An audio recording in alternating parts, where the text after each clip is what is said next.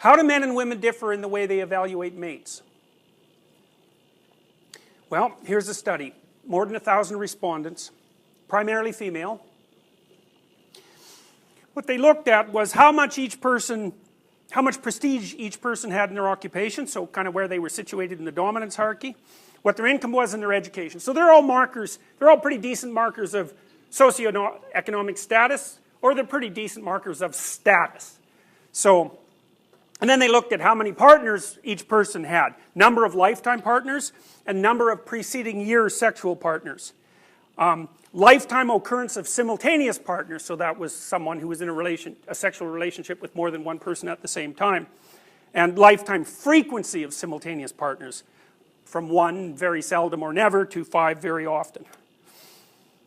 Here's their assumption. The number of partners a member of sex A acquires is an index of how often this individual is chosen by the other sex. It's just a definition. It's an indication of reproductive fitness as judged by members of the opposite sex. Results. Male criteria. For women, the correlation between their fertility rates and the number of partners in the previous year was 0.94. So that's basically markers of biological youth. And also markers of biological health, like symmetry, or waist to hip ratio, which actually tends to be correlated with reproductive fitness, because women with lower waist to hip ratios are generally healthier, because especially in youth, the acquisition of abdominal fat is often an indicator of subpar physical health. The correlation between the fertility rate and the number of partners in the previous year is 0.94. That's all of it. Right? You never see a correlation of 0.94 anywhere, ever. Males choose fertility, indicators, beauty, waist to hip ratio, youthful appearance, neonatinous facial features. And neonatinous means like an infant. So one of the markers of feminine beauty is a face that has small, childlike features. Female criteria. All respondents. The correlation between socioeconomic status and frequency of simultaneous partners. For men, it's 0.5. So the higher the status of the man, the more likely he has simultaneous sexual partners. So it means he's going out with someone sexually at the same time.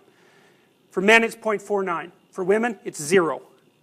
Age 30 and over. Correlation between socioeconomic status and frequency of simultaneous partners. For men, it's 0.8. For women, it's 0. Age 30 to 39, the correlation between socioeconomic status for women and frequency of simultaneous partners. For men, it's 0.92. That's a very small n, though. For women, it's 0.11. Female criteria for men. It might reflect a tendency on the part of females to choose high-status partners during their own peak reproductive years. This might account especially for the strong relationship found in men between the age of 30 and 39. Women who typically prefer men 3 to 8 years older than they are would then be in their mid to late 20s, a time when fecundability and thus sensitivity to male resources is at its peak. Supporting evidence. I don't believe that, by the way. I don't think that women pick men for their socioeconomic status. I think that women pick men for their ability to climb the status hierarchy, because we forced women in an experiment that we never published to choose between those two things. Wealth versus ability. The women overwhelmingly chose ability. They just used wealth as a marker of ability. Yep. Why didn't you publish that? It was an honors thesis. And often honors theses, even if they're publishable, drift into the thing I'll do next month, and then they stay there forever. So, because it's actually quite hard to turn an honors thesis into a publishable paper, and if there isn't some single person driving that forward, it's not going to happen. So that was the only reason. Okay, so Trivers. Parental investment model contends that women are more likely than men to seek a mate who possesses non-physical characteristics that maximize the survival or reproductive prospects of their offspring, and were examined in a meta-analysis of mate selection research.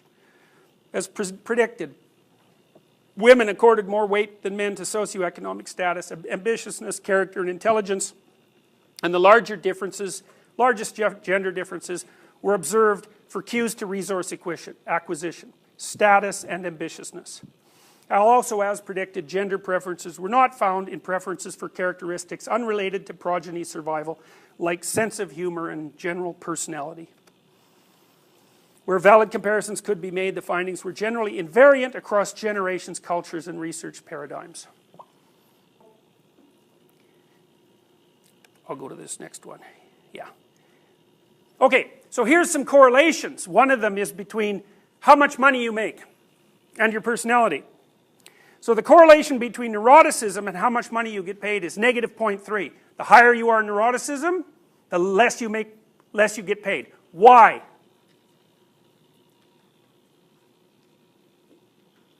Why do you think that is? Well, because you're not confident in your own abilities. You have low self-esteem. And if you're not confident in your own abilities and you're anxious about your performance, the probability that you're going to feel confident and calm about negotiating for more money or even asking for a raise is quite low. Extroversion and money made, virtually no correlation. Openness, no correlation. Agreeableness, negative 0.24. Now, you might not think that those correlations are very large, but if the correlation between neuroticism and money made is negative 0.3, if you translate that into an effect size, this is called a binomial effect size distribution, just the effect of neuroticism will ensure that 65% of men make more money than average and 35% of women make more money than average. Just the effect of neuroticism. And if you add neuroticism and agreeableness together, I have to do the math because I have to take the square root. It's 0.5.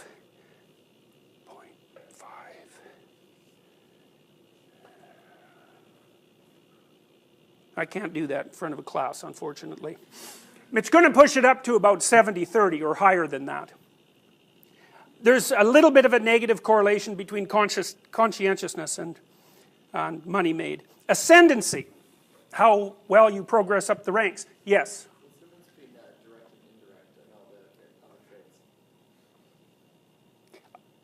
I don't know, because I didn't look in detail into the models they use, so I was just going to stick to the zero order correlations.